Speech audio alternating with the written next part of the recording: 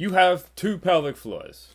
And in this video, I'm going to break that down for you, explain what that means, and explain how that misunderstanding can often underlie some of the biggest issues that can happen in the pelvis.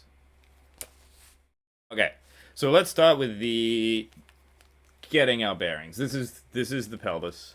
You've got a right side, a left side. These bones are called the hip bones or the innominate bones. Literally means they don't have a name. They're actually made of three bones. There's the ilium up here, which has all this kind of winged bit. That's where your glute muscles attach for the most part. You've got the ischium, which is this bit underneath, and that's where your hamstrings and your sit bones are. Sit bones being what you sit on, ideally.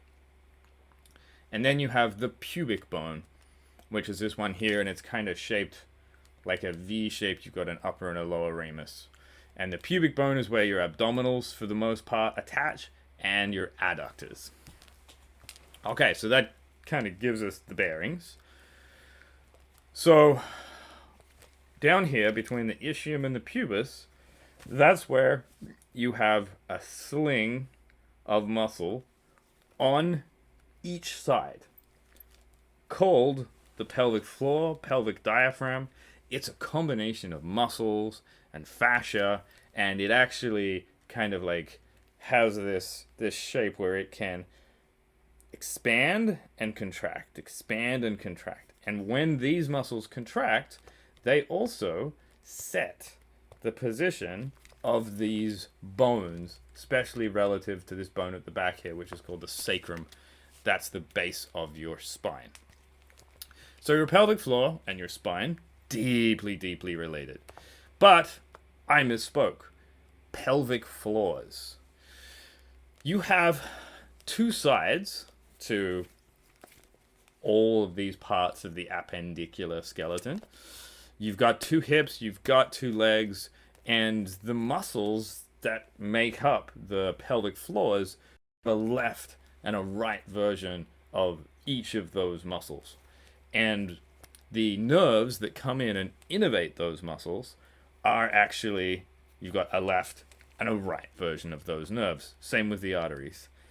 And those, at the other end of things, those nerves, they actually go to different sides of the brain. So the right pelvic floor, because there's a kind of crossover, is controlled by the left motor cortex of the brain, and the left pelvic floor controlled by the right motor cortex of the brain.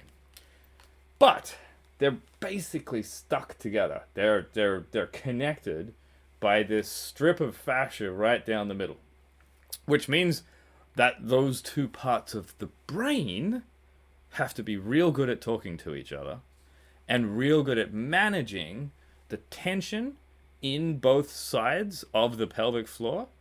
Otherwise, here's what happens.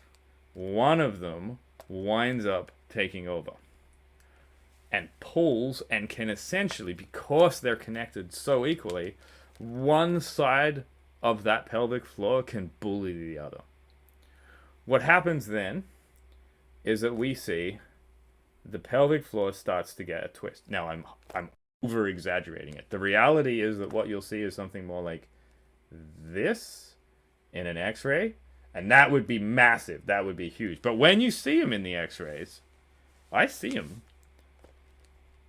It's a pattern, but it's there.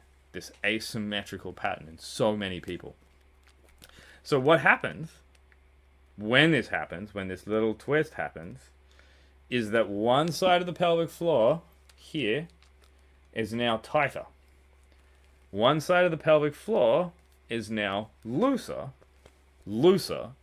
but you still have all the gravity, the mass of the abdominal contents coming down here. So, does the pelvic floor ever really relax? No. If it did, your guts would fall out your butt. So they're really just at different levels of tone. They're like really tight and toned, or really loose and toned. Both versions of this, the muscle being at the shortened edge of its length, makes it really, really hard for that muscle to contract. Because muscles contract most easily when they're at their resting length.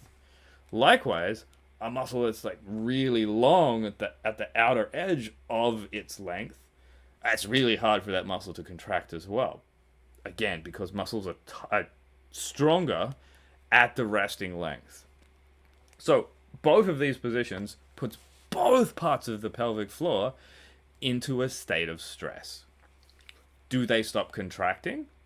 No, because you'd fall out your butt. So what happens is people feel tight.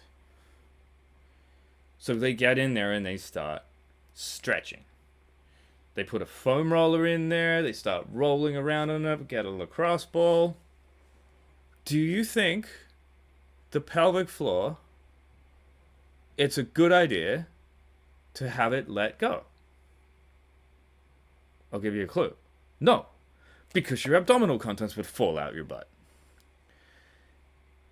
What gets missed in so many recommendations about the pelvic floor is that these muscles have to be set back to the right length. Not stretched, not strengthened.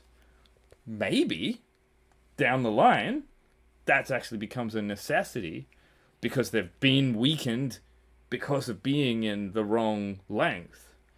But the step one, whether someone is twisted in one direction or they've compensated in both directions and they've got loose, tight pelvic floors on both sides, trying to stop themselves from prolapsing, sometimes unsuccessfully.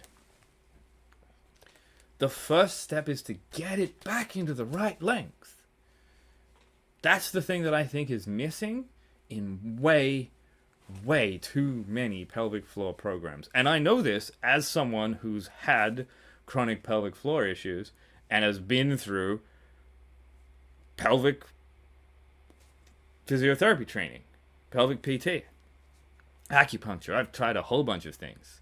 What really worked for me was understanding that the role of these pelvic floors works with the role of these innominate bones to move and direct internal pressure so that you don't fall out of your butt.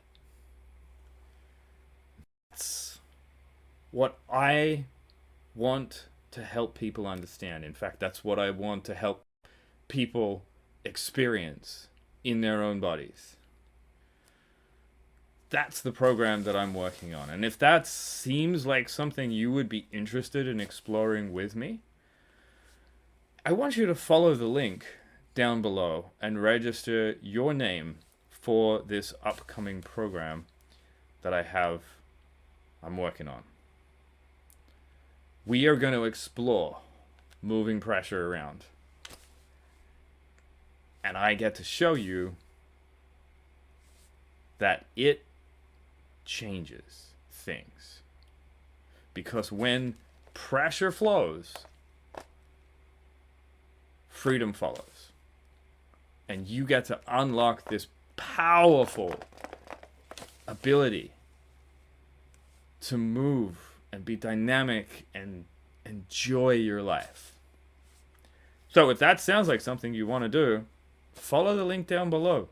Get in touch. I want to hear from you. My name's Tatham Johnson.